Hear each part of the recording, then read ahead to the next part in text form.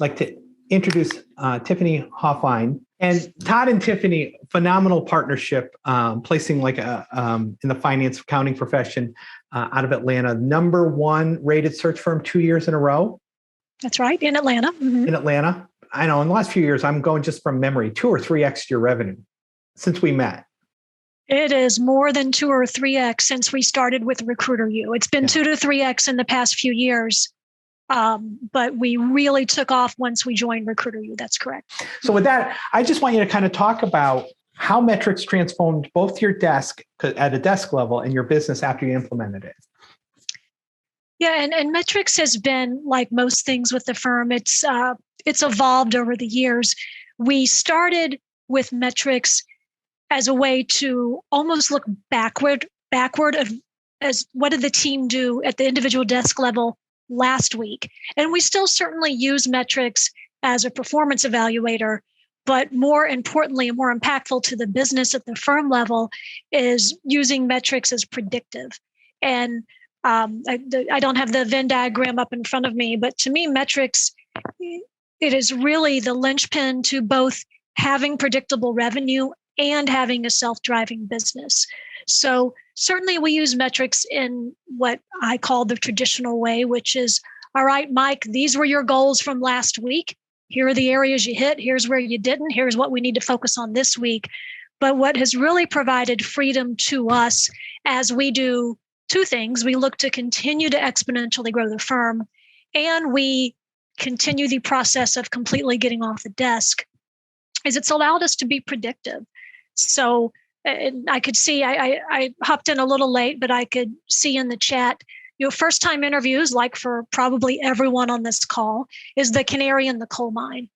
And the fantastic thing about where we are with metrics is it's made cash flow management and revenue prediction really easy, because at any moment in time, we can look at our trailing 3 to 5 weeks of first time interviews. And I can tell you within a very narrow margin of error what our revenues are going to look like for the next 2 to 4 months.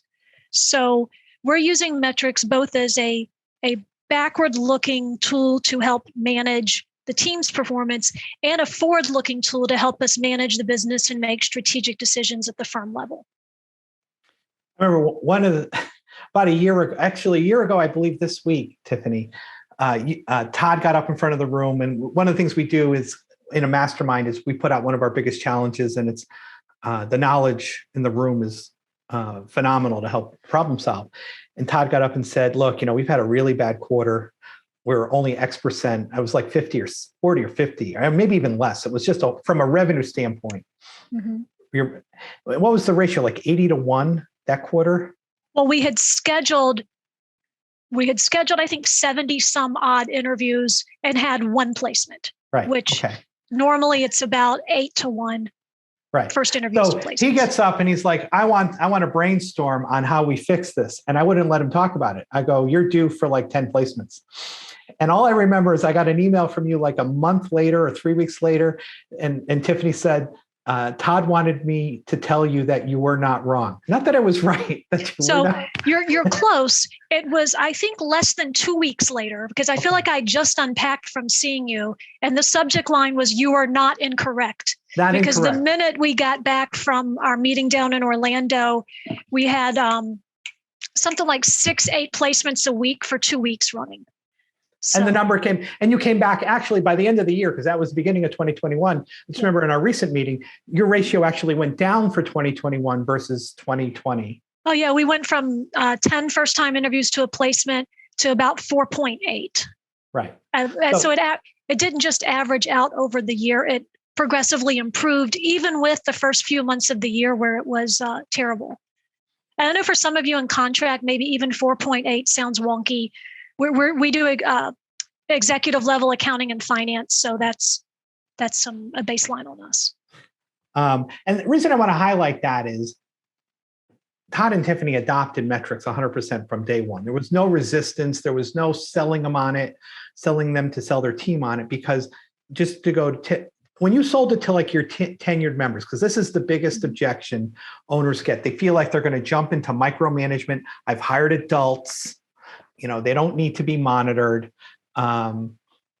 what's the flip argument to that from a standpoint of a leadership and management perspective? Yeah, for us, metrics allows us to not micromanage.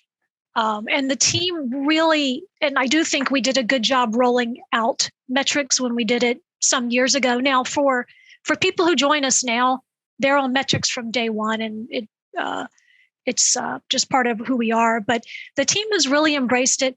We show them how the metrics help them predict what they have going on, and it really keeps us from micromanaging. We did go 100% remote almost exactly a year ago, which was a big change for us. And metrics allows me, I don't worry for the most part what people are doing all day, because I've got metrics dashboards that tell me exactly what they're doing all day. So it's provided me freedom as a manager. It provides the team some freedom at their individual desk level. They know if they're producing against goal on their metrics, that I'm not going to have a lot of follow-up questions if they disappear for an hour and a half at lunch to take a yoga class or whatever their thing is. So for me, if I didn't have metrics, I would feel the need to be way more involved in the day-to-day. And even now, early on in our firm's history, before we embraced metrics, we would actually take turns going on vacation, because we felt like, the weeks we were both out of the office, nothing was happening. And we'd say, well, I guess we can take a vacation, and then we're going to have a firm-wide slump in 30 to 60 days because no one was working while we were gone. So for me, the metrics has provided not only me freedom as a manager, but the team loves them. They know I have learned, and this is probably something that Mike has drilled into my head, what the team needs from me most is clarity.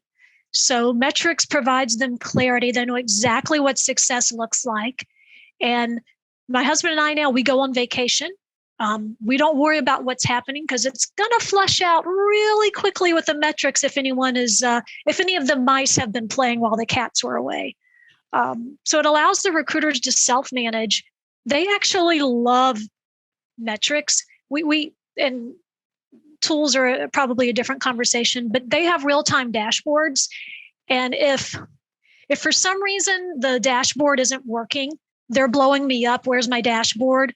And if for some reason the account manager has neglected to record an interview, trust me, that's going to get flushed out real quick, because the team really likes seeing their dials turn from red to yellow to green as they make their goals. So they embrace it.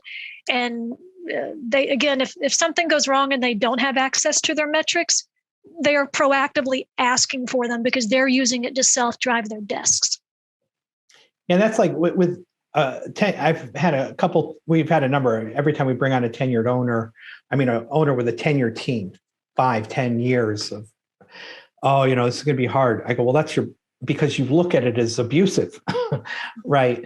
Is my experience, which echoes kind of what Tiffany said, is that a tenured owner tentatively will go to a tenured recruiter and say, well, here's kind of, they want slide it under the door. Like, here's kind of what we're going to do. And I need you to track your numbers, but I trust you. And versus going in and say, you know what, geez, Tiff, you have this goal of like 400,000. I've got a way to freaking monetize it activity wise week to week. So you can go home Friday afternoon, Friday night or whatever, knowing you had a great week, no matter if you close a deal or not. And the feedback I've gotten 100% of the time from clients that have done it that way is their tenured people go, why didn't you do this with us sooner? Right? No one has ever had resistance when they've put it in a way to be on the predictive side, not on the punitive side. And to your point, Tiffany, a new person doesn't know any better. Mm-hmm. A new person doesn't know any better. This is just the way it is. You're going to come in, you're going to track this, you're going to enter this. What are some ways too, Tiffany, that it maybe helped you uncover some blind spots and training opportunities? And how do you use it that way?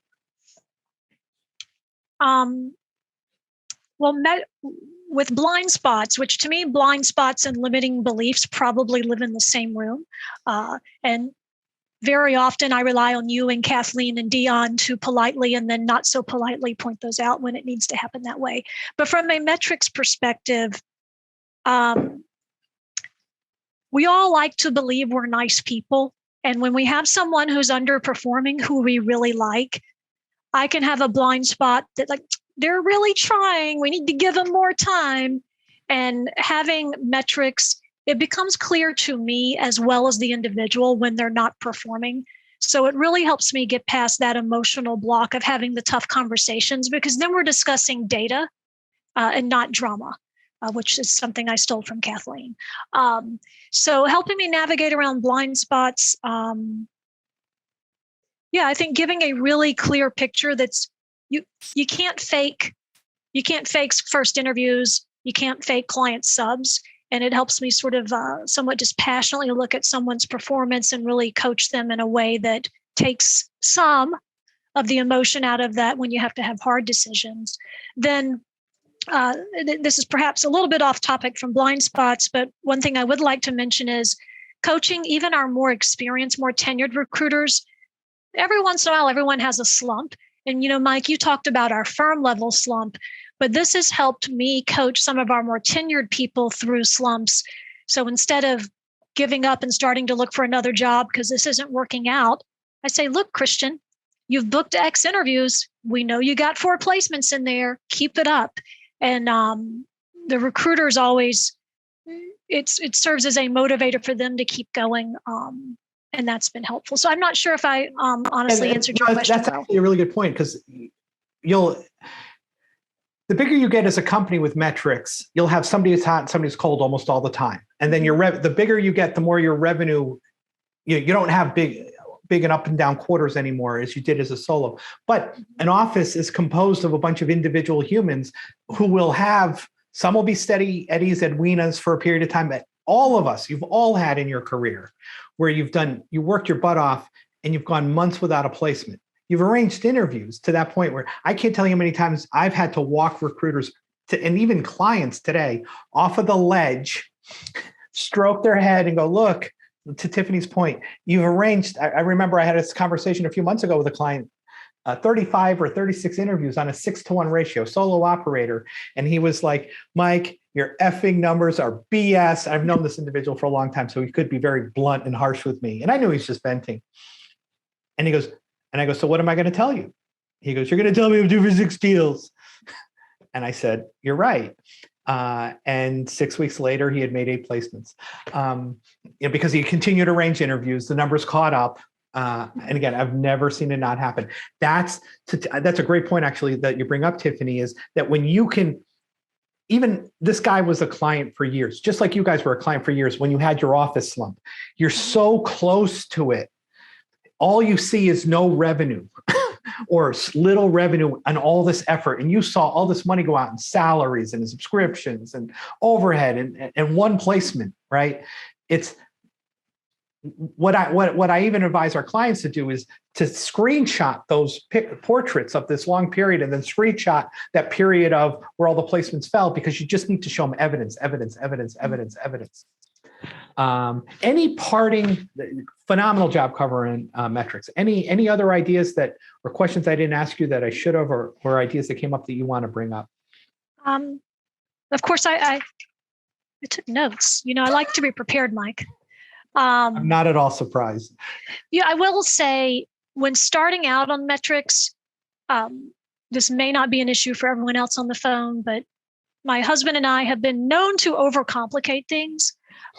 Just add a bunch of extra steps. The form that Kathleen put up, that just where you physically write your MPs and RPs in first interviews, that's a phenomenal place to start. So I have talked to other firm owners who delay because they want to find the exact right tool to use. And the place to start is with a piece of paper and a pen. It'll evolve most likely from there, but the barrier to entry on implementing metrics is so low. Just start as simple as possible. And Kathleen and Mike have already provided you with the tools. And, Mike, in terms of